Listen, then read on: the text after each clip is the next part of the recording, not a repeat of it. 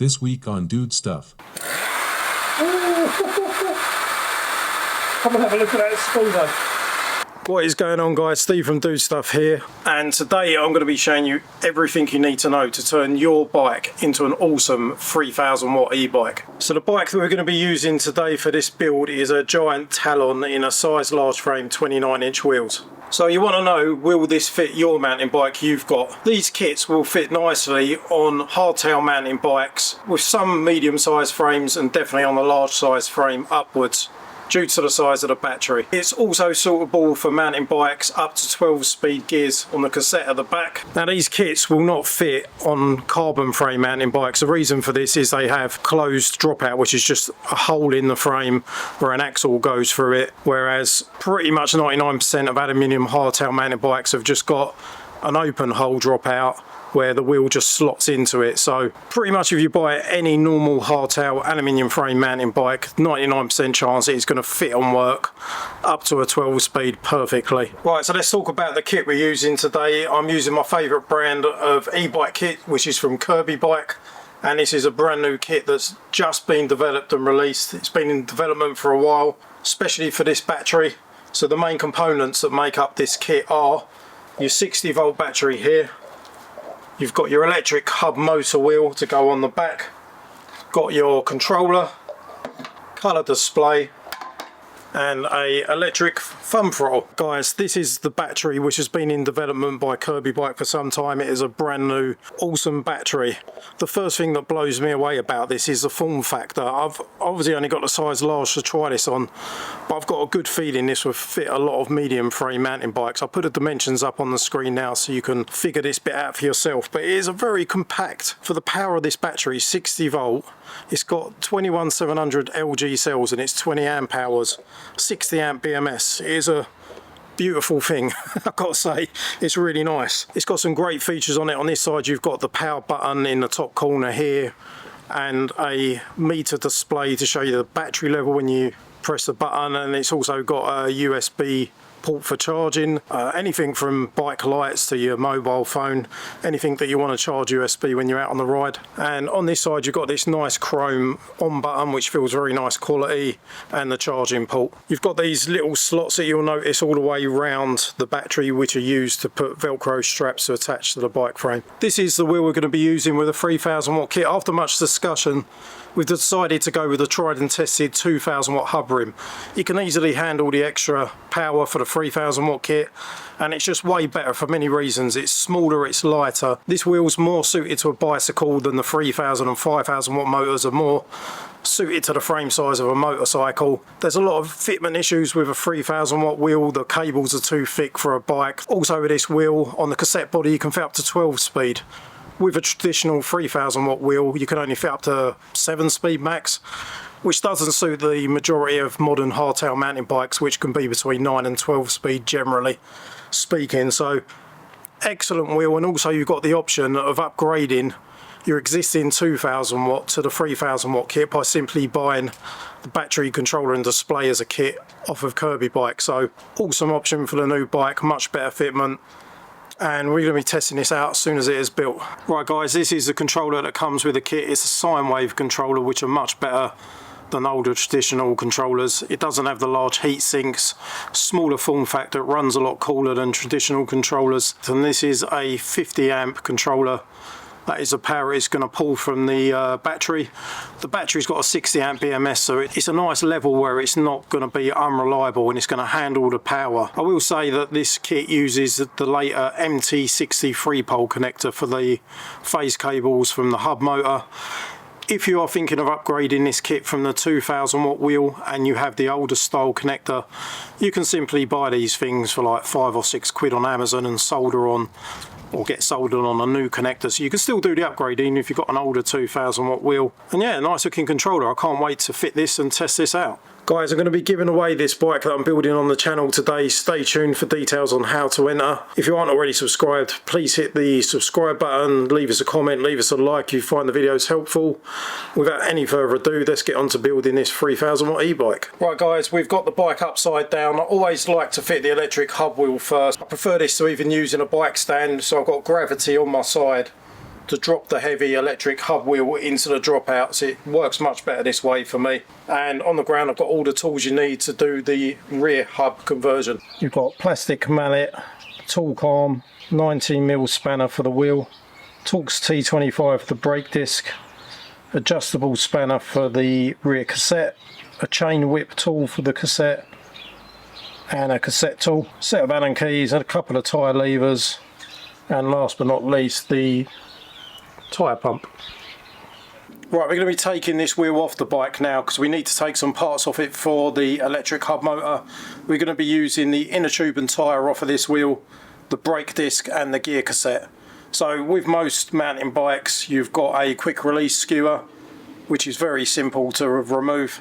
Right, so most quick release skewers are the same, they're pretty easy to do. You unbend this lever here, and I just unscrewed a nut from the other side whilst holding this. Right, so I just unscrew this anti-clockwise until the nut comes off whilst holding the other side. There we go. Don't lose the spring, and then you slide out from the other side. Make sure you don't lose the spring, slide that out, done.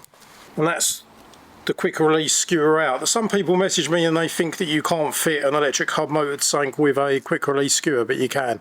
So if you're worried about that, it's not an issue. Now normally I just place my foot a little bit on the saddle and kind of jiggle it up. Sometimes I need to pull the gear cassette back a little bit to allow space, but just jiggle it past the chain. Very simple. Rear wheel's out. So now I'm going to be harvesting all the parts I need off of this, the cassette, the inner tube and the tyre, like I said, so let's get to that now. Right, I'm going to remove the tyre and inner tube first. I'm sure most of you know how to do this. All I will say is check the direction on the tyre. Normally from the cassette side there'll be an arrow in the clockwise direction and anti-clockwise on the brake disc side on most bikes. Make sure you do that because you don't want to fit all this electric hub wheel and have to take it all off again and fit the tyre in the right direction.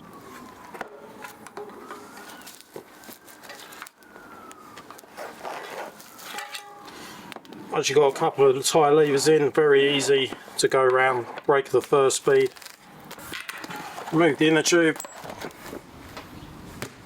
Break the bead on the tyre by hand. Normally you can just pull these off by hand. Very easy. That is the tyre and tube done. Now we're going to do the cassette. This is where you need your chain whip tool, your gear cassette tool and your adjustable spanner. Right, so cassette tool goes in the middle. It should lock in there nicely as long as you haven't got a freewheel. Get your chain whip tool wrapped around. Adjust your spanner. Sometimes these can be really tight, sometimes they're not too bad. Let's see on this one. So I'm holding the chain whip whilst trying to turn the spanner anti-clockwise. And that one was nice and easy, which is great. Some of these can be really tight sometimes. Completely undo this anti-clockwise to remove the outer locking ring. And when that is undone, you can remove your tool carefully. Thumbs and fingers to keep all the cassette together and just set that to the side, ready to go on the new wheel. So the last thing to do is these 6 Torx T25 bolts for the brake disc. As long as you haven't got a centre lock disc. If you've got a centre lock disc, you're going to have to buy the appropriate size disc for the conversion.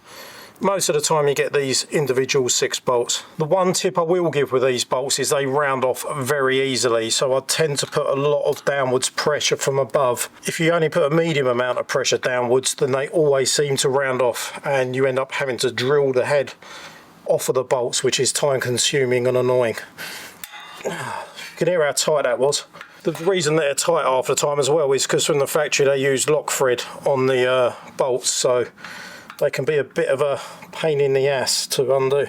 It's a good day when I don't have to get the drill out and drill off the head of these disc bolts. It really is. Always replace the brake disc with the writing that's stamped on it with 160mm and all the information on the outside when you refit it.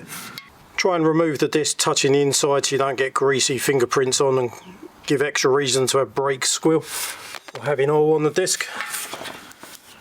And that is everything we need off of the wheel that comes on your bike. Obviously if you're not using a brand new mountain bike, you might want to consider putting a brand new brake disc, tyre, tube, etc. It's worth a consideration. But we're done with that. And now we're going to start putting on all the parts we removed onto the hub wheel that comes with the kit. In no particular order, but I'm going to start with the gear cassette. Just remove all the nuts and spacers. Right, these gear cassettes have a, depending on the type of spline, but normally I think it's there, you've got a spline that's a much narrower than the rest of them. So you need to find that on your gear cassette. You need to find the smaller spline, which I believe is here, and line it up with the smaller spline on the wheel. Right, the smaller spline is there. There we go. Locking ring on. Tighten it by hand. And then finish the rest. You don't always have to use the chain whip tool going in the other direction, because even pedalling the bike itself by the chain will tighten the cassette, so it's not going to come loose. So I'm just going to hold the rim, give it a nice decent turn. There's probably a specific torque setting for doing this, I haven't got a clue what it is. I just do it till it's pretty tight.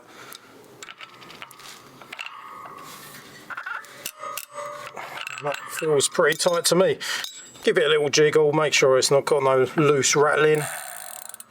Spins nice and freely, so that is the cassette done. 2, 3, 4, 5, 6, 7, 8. It's quite an unusual thing to have only an 8 speed on a mountain bike these days. They're normally more. 1, 2, 3, 4, 5, 6, 7, yeah, 8 speed.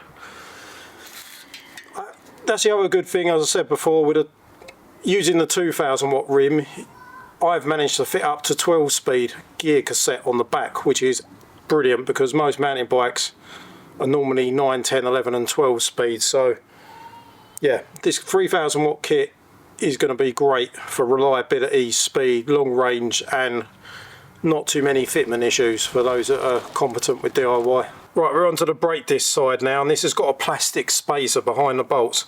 I always remove this because it always works better. You don't really want the metal brake disc resting on a plastic washer, and I find that it moves the brake disc out to a position that isn't always favourable for setting up the brake caliper. So I'll show you what I mean. Again, just going to remove the wheel bolt washers, set them to the side, and I'm going to remove all 6 bolts to get this plastic washer off. 6 bolts out, and then I'll just lift the cable to give easy access to slide this plastic spacer all the way off the cable, carefully taking it over the plugs. Right, this is the spacer that you have to take out. It is much better if you take it out. The metal brake disc is going to fit better to the metal hub wheel, better than the plastic spacer, and I always seem to get better brake caliper alignment when this is removed. I think this is probably just for transportation reasons, so bin that. Carefully picking up the brake disc from the centre, you'll see the writing on the brake disc on the outside. That's the way we're going to fit it to the wheel. Pop the cables through the centre and feed it all the way down until the holes line up. And then we're just going to start putting a few of these little Torx T25 nuts in place just by hand. It's always a tiny bit more fiddly to do the ones that are underneath the motor cable. Usually it's best to do these up in a kind of rotational pattern to spread the load evenly. And it's down to you if you want to use lock thread, you can do, but I've not had an issue not always using it, as long as you do them up reasonably well.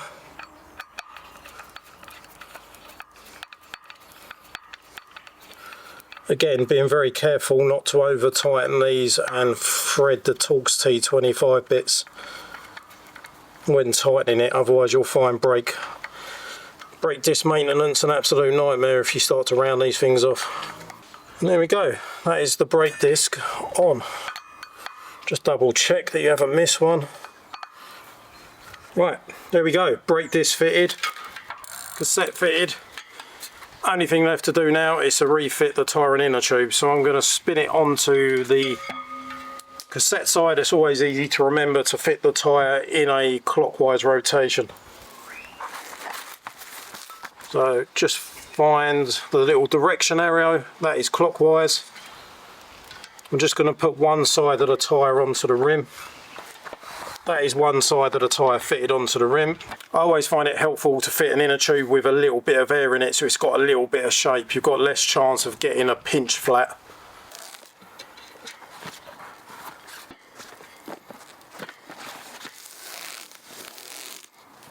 Just by hand, I'm just gently prising the bead over. Nice and simple. Job's done. This wheel is built and ready to get a bit of air in the tyre. Like it. Oh shit. There's me saying being careful. Goes to show you. Shit happens.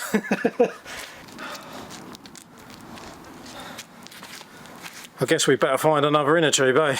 Guys, check out this 2000 watt e-bike build that I did last week. This is an absolute beast of a bike, really nice spec, and it'll do about 40 miles an hour thereabouts. And stay tuned, because later in this video we're going to be racing this 2000 watt beast against a 3000 watt bike. Also guys, this bike is for sale. I've got a Facebook page where I sell custom built bikes by myself, ex-review bikes. There's always really good deals to be had, so I'm going to put the Facebook link up on the screen now. And without any further ado, back on to finishing the build of this e-bike. Things don't always go to plan. This thing just went bang despite checking everything carefully. These things happen. It's quite a tear in that one. A little bit unexpected, but these things happen. Anyway, the wheel's built and we are ready to fit this to the bike. It's a lot easier if you remove the brake caliper when it comes to fitting the back wheel. You can leave it in, but then you've got to line up the disc, which might be out and need adjusting anyway due to the new wheel. So normally there's 2 bolts on top of the brake caliper here and here, 2 Allen bolts. So you get your Allen key. We've got 1 bolt here and 1 bolt here. And just going to crack these off in an anti-clockwise direction. Makes it a little bit easier to get the wheel in, less things to contend with. Once it's a bit loose, you can move this by hand, set it to the side. This one's sometimes a little bit fiddly because it's close to the frame. And careful not to scratch your frame. I'm trying to do this at an angle where you guys can see, so it's a little bit awkward, but once it's loose enough you can remove this by hand. Pop that down, and then brake caliper can just, now the brake caliper can just sort of be placed to the side out of the way.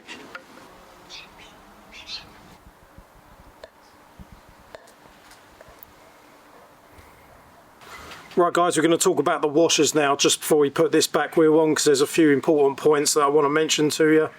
These are the washers that you get with the kit. Right, so you get a pair of these washers that have got a little notch on the top. They're nice for sitting within the drop out of the frame where the notch is, to kind of lock it into place. So you've got a pair of them to use both sides.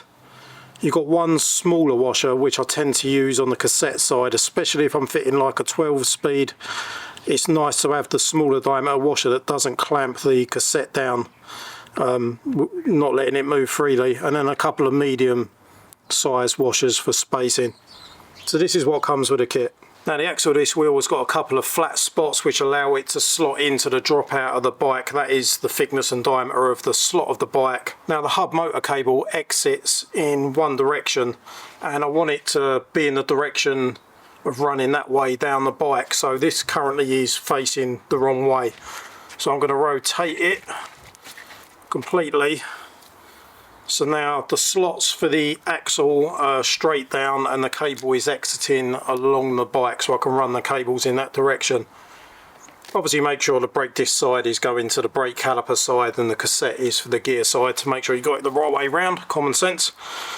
But all this needs is a couple of washers on it now and it is ready to slot into place. So as I mentioned before, normally I use a smaller washer to fit over. It's not an issue with this because it's 8 speed, but sometimes when it's 12 the cassette comes out further, and what can happen is you can use a larger diameter washer which is bigger than the circumference of the inside hole of the cassette, and it can clamp, when you bolt the wheel up, it can clamp the cassette down and it won't spin freely. It's not an issue on this one because the cassette is narrower, being a smaller size, but bear that in mind to use a smaller washer usually, so you don't clamp down the gear cassette. So for this one today I should be able to get away with just one washer on the inside. This is stepped back quite a long way from the cassette, so it's no issue on this build, but on maybe a 10, 11, 12 speed, make sure you use a smaller washer first. And I'm just going to slip on 1 or 2 washers on the brake disc side. Kind of protects the cable a little bit, and probably just going to go with these 2 like so, and that is ready to go on. Once the wheel's in place, I'm going to use these lock washers from the outside facing in to hold it in place. But we are ready to fit the wheel. To start off with, just make sure the cable is facing the direction of the bike, the slots are vertical to drop in, and then we're ready to go. The brake caliper is out the way. So I'm going to bring the wheel in, the axle's going to push the chain down so the axle can reach the dropout. A little bit fiddly, but it's not too bad, especially with the brake caliper out. So I'm just going to come in. So I'm going to bring the chain up over the cassette, start lowering it down. Remember that this slotted bit is currently a bit of an angle, so I need to rotate the wheel a bit. Jangle the gears about a bit. Make sure the brake disc isn't catching the other side. And at this point I can get my fingers in the frame and the thumb on the wheel. There you go, and just prise it with your thumbs. I'm going to check the other side first. You kind of go from side to side, just easing it in gently. As you can see here, these washers are just need a little bit of assistance, and the axle needs to come back towards the dropout. So I'm just going to use my fingers on the frame and my thumbs on the axle and the hub wheel to just, there we go. It's not fully in, but I'm going to go back to the other side now and go side to side, working it in gradually so we don't scratch the the frame of the brake disc. And if you come in close from here, you can see this washer is touching the frame slightly. So again, I'm just going to use my fingers on the frame and my thumbs to just gently prise this open. You can see that axle, if you look in close, is fully within that dropout now. So that side is close to perfection. You can see that that axle needs to come down quite a bit more still. What happens is sometimes the slot becomes slightly out of line, and what I normally do in that case is gently tighten down, not too tight, onto the axle and just rotate it a little bit so it's more lined up with the hole. It's very awkward to get into, so I've had to use the back of a plastic screwdriver and a mallet. This derailleur's in the way a little bit, so you don't want anything metal in there that's going to damage the thread. But as you can see now, that is seated nicely in the dropout. What I'll do now is come in with the lock washer with the tab facing inside and just slide that on there and get the nut on hand tight. I'll come back and tighten that with a 19mm in a minute, same the other side. That's seated really nicely within that dropout. This to me is more important than the torque arm that we're going to fit in a minute. I think fitment is absolutely crucial for safety of the bike. I'd rather have a better fitted rear axle bolted down nicely than a half-assed job done with a torque arm. For me, a torque arm's just a fail safe. But same again, the little nib and tab with inside the frame facing inwards to lock it in place. But now on this side, on the brake disc side, we are going to have to fit the torque arm kit. Right, so the torque arm kit comes in this bag. You've got a Jubilee clip, a couple of metal brackets, and your bolts and washers. I'm just going to pull them out on the floor there. So these are all the parts that come with a torque arm kit. So normally we start off with this piece and we just try and figure out which angle to fit this on. You've got these two sections here. It's normally like this that I can do it. The important thing is that you don't fit this at an angle where the nut tightens down over it and doesn't sit flush against the metal. I'll show you what I mean. That's going to be fine like that if you can tighten the nut down onto the back piece, but if this arm goes underneath, it's not going to clamp down flat and be secure. So I'm just going to do this up hand tight and loosely whilst I figure out the angles of this. I might be lucky enough and get that to there and run the Jubilee clip over the back of the frame. Right, another tip I want to mention when connecting these two pieces through this hole is the Allen key goes from the front and the nut goes on the back. You don't want to put an Allen key in the back of there because it leaves you absolutely no room to get an Allen key and tighten this up. And that's on tight enough not to fall off now. So now you've got to get a Jubilee clip through the frame into this slot. So I'm just going to get a cross point to undo this Jubilee clip. I think Americans call this hose clamps. Well, we call them Jubilee clips. I've no idea why. Let us know in the comments if you know. Right, so everything's just on loose-ish, and I'm just going to thread the Jubilee clip through this slot. Carefully around the back of the frame, try not to scratch the frame. If you're that worried, you can put something on the frame like a bit of inner tube or something to protect it, but I'm not too fussed. And start trying to tighten this Jubilee clip down. They're quite long, they're much longer than you need them to be. Everything's loose at the moment, we get it fitting nicely and then we tighten everything down. Right, this is starting to get a bit tighter now, so what I'm going to do is make sure the main 19mm nut for the hub motor will tighten without hitting this back plate, which it does. So that's good. So now I'm going to tighten the Jubilee clip down more, take up some of the excess, which is almost fully tight now.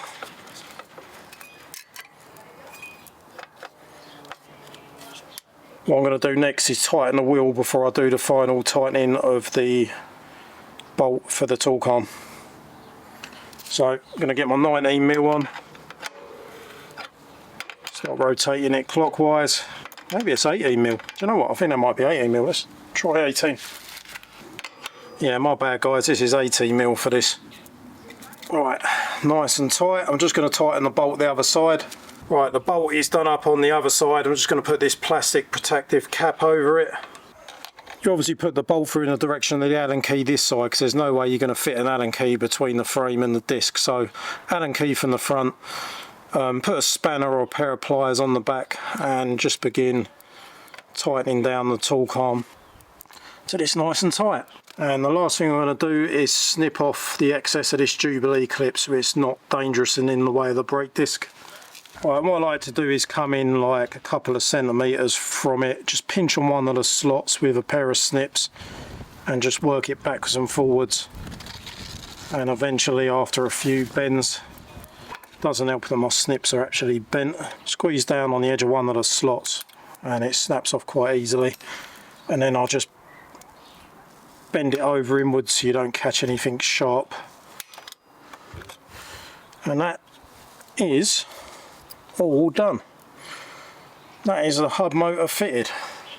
So all I'm going to do now is refit the brake caliper and run this cable up to the bottom bracket, and then we can flip the bike over and begin installing the rest of the kit. What I will show you is how to roughly set up the brake caliper and get it a decent position on your own without any fancy tools, so we can do that now. Right, so I'm just trying to line up the first bolt, which is being a complete bitch for some reason. Oh, there we go. Right, that's going in nicely now. So when these bolts are loose, there's movement for the caliper to be adjusted side to side. It's more of a slot inside the caliper, so when it's loose it can come in and out, which you need to do quite often for aligning a brake caliper, especially when you fitted a different kind of wheel. I'm just going to get this second bolt in, enough till we can start setting this up. Also, I want to point out whilst we're at this stage, once you've fitted the wheel, there is one thing you need to check isn't rubbing, depending on your spacing, and that is the back of the brake caliper when it's on against the casing of the hub motor. And I'll get you to come in now and take a look. If you look from above, you should be able to see daylight between the hub motor and the brake caliper. Sometimes if you haven't got enough spacers in, the back of this brake caliper can rub against the electric motor wheel. So just check you've got a little bit of daylight, as you can probably see on camera now. Right, so how I'm going to go about setting this caliper up to the correct position on my own is I'm going to tighten these bolts up so they're almost tight, but then I'm going to back off maybe half a turn or a bit more This is tight. I'm just going to back it off enough so that the brake caliper will move. It's got to be loose enough, not so it's jiggling massively, just so that if I pull the brake, the caliper's going to put itself into position. Right, so I've come to the rear brake lever, and all I'm going to do is squeeze it and put a zip tie on it temporarily. So this mimics someone pulling the back brake lever. Once this brake lever is squeezed in, it's pulling the caliper into the correct position. We can tighten up the bolts on the caliper, then snip the cable tie, and it should be in a pretty decent position. And if not, you can have a bit of adjustability once a bike's built. This should get the job done pretty good. So we're just going to go back to the back of the bike now and tighten down the caliper bolts pretty tight. Don't go absolutely crazy, because the last thing you want to do is thread off the thread. Someone please design an Allen key that actually fits between the frame and the caliper. I might go and get a different Allen key, because it's an absolute nightmare with this one. So it just means that this bit hits the frame every 3/4 of a turn. It's a bit annoying. There we go, she's tightening up now, so I'm going to switch to this for some extra leverage. And that should be the brake set up good enough. So, spin up the wheel.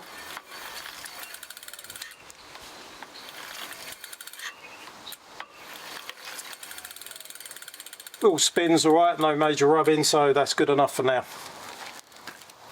Last thing we want to do before we flip this bike over is cable tie the motor cable all the way up to the bottom brackets. And if you look from above here, if you can see in here, we want to pull this well away from these brake disc bolts. This is even worse on a 3000 watt because the cable's thicker. This is why a 2000 watt is good. So we're going to put a cable tie in very close to this section of the frame first to pull that cable well away from the wheel bolts, because what will happen is you'll get fraying on the cable and your e-bike will not work if you don't move this far enough away. Round about here should do the job nicely. You see how that cable tie has pulled that nicely away from the bolt, so when the wheel turns now it's not going to fray on the cable. So what I want to do is eventually tie up with here, but I like to fit as few cables around the whole frame as possible because it doesn't look pretty. I do need to fit another one. I may go through this additional bracket for a side stand because it's less ugly looking. The less you see cable ties, the better in my opinion. It gives a classier look to the build, which is what we want. So one more cable tie there, and then from there I'm going to tie up with the existing cable, so I haven't got to put cable ties the whole way around the frame, which are ugly. So like I said, rather than going the whole way around the frame at this point, I can go through the existing tie downs, or even just cable tie it to the existing cable. And then it's very subtle and discreet. Sometimes I like to put one either side of this for extra stability. Same again at this mounting point. Obviously common sense, like places where the cable might hit the tyre, you don't want the cable loose. So, one there. And then one last one before we flip it up. Pull the cable taut, do up the zip tie, cut the excess.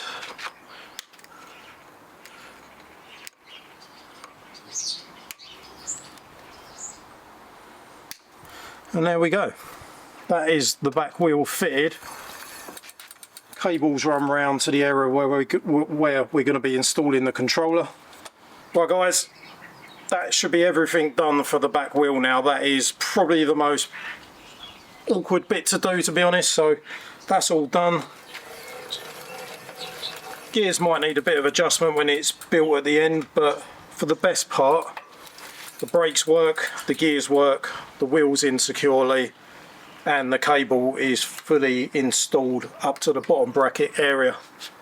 So now we're ready to flip the bike over and finish fitting the final parts of this e-bike build. What I'll probably do on this build is totally down to you. It's depending on the colour scheme of the bike. You can make it look a lot more stealth by removing these MTX 39 stickers. It's nice that it's got a good quality rim, but sometimes it's nice to be stealth and it ties in with the colour scheme of the bike. So probably just going to come in and remove these stickers,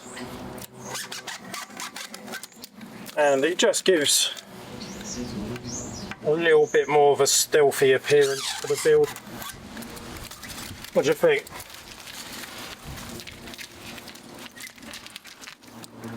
This is the first time I've done a 60 volt KIRBEBIKE battery, so we can start checking out where the placement might be nice on this bike, because you obviously got the option of having it high up like this, where you're using the straps top and bottom, but not on the edge.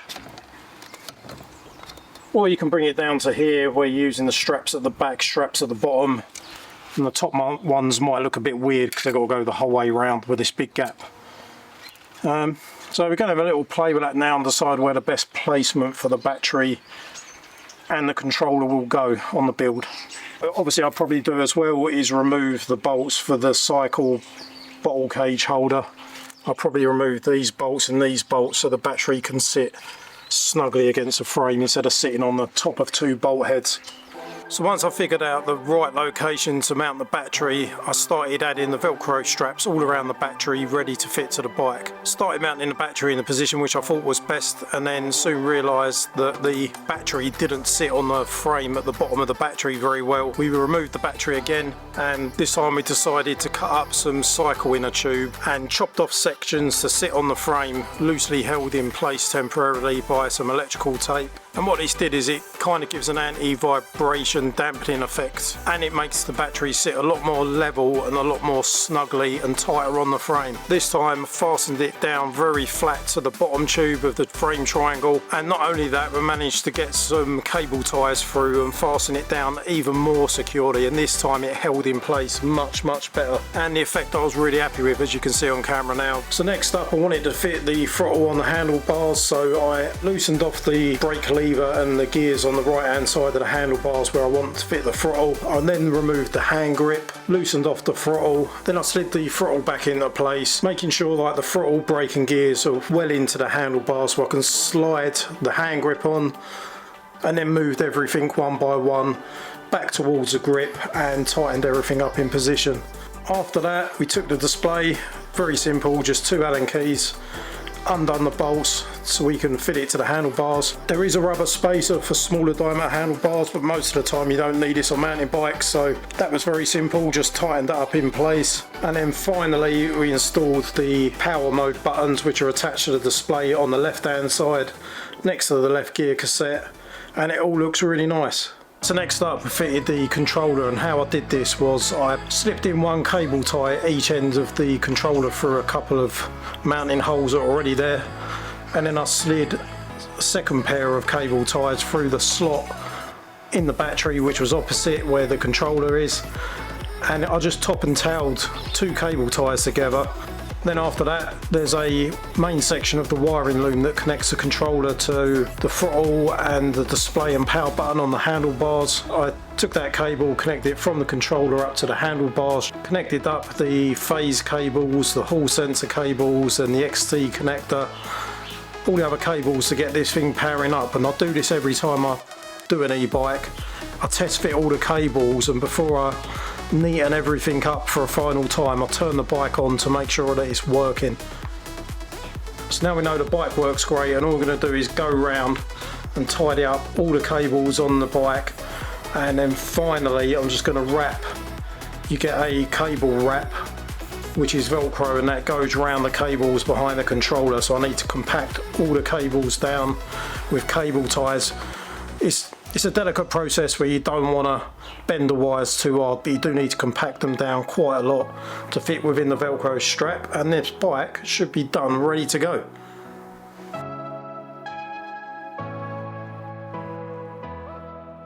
Guys, this bike is finally done. Thanks for bearing with me, those of you who are stuck by and watched this entire video so far.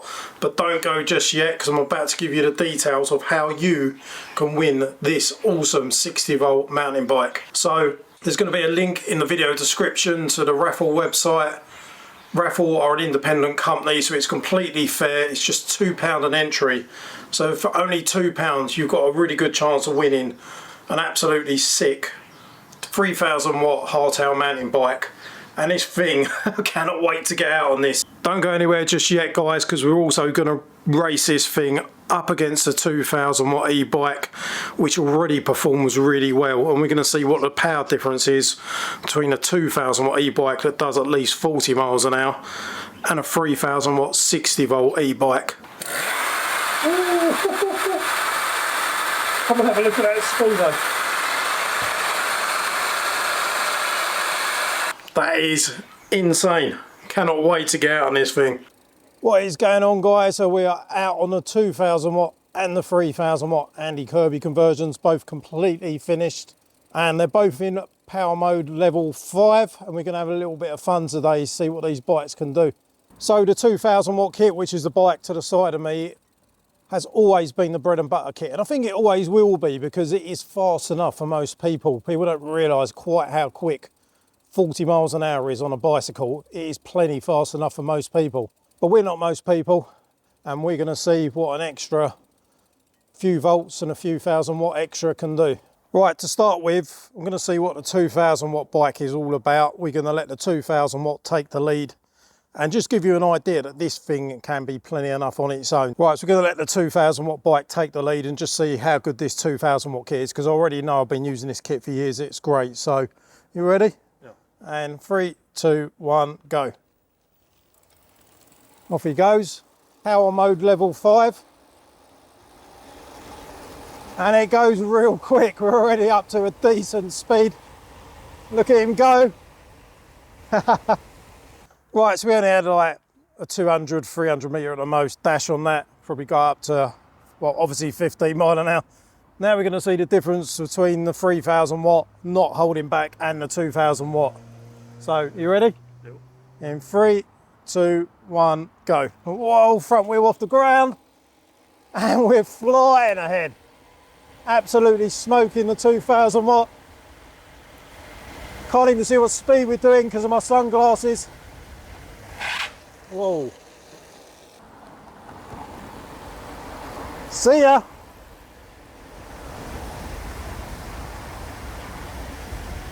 This thing flies. Really quick. Right, well, this bike is absolutely insane in terms of acceleration against a 2000 watt, which is already a plenty quick enough bike. How much quicker did it seem from where you were? A lot quicker. Yeah, it's ridiculous. This bike is absolutely mental, and now I think we need to find out what the top speed is of both bikes.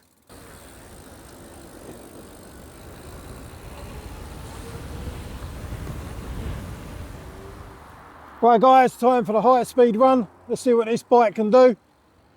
Level 5 turbo mode. Straight up to 30. Oh, it's on a bend, it's so scary.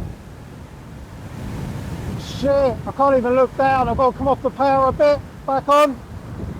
46. 50. Oh my God. Wow! Oh, the brakes are good on this. The brakes are really fucking good. Managed to hit 54 with a strong headwind, so I think that's pretty good going. And this is a huge hill that most people struggle to cycle up. See what this bike does going uphill. 25, 28 miles an hour. The hill's getting steeper and we're accelerating. 29, 30. A couple of old people on the bench looking at me like, who's this crazy man? 31.3. This thing absolutely annihilates big hills. See that poor man we went past pushing his bike? Yeah, this thing's super quick, guys. Really impressive. very steep, very long hill, and we're smashing 30 miles an hour.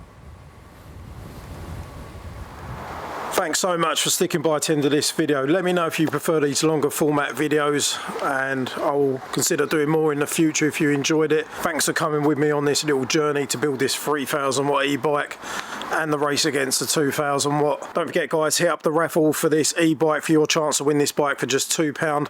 Huge thanks to KIRBEBIKE for supporting the channel and sending out the kits to review and test. As always, don't forget to like, comment and subscribe, and I'll see you guys in a video soon. Take it easy.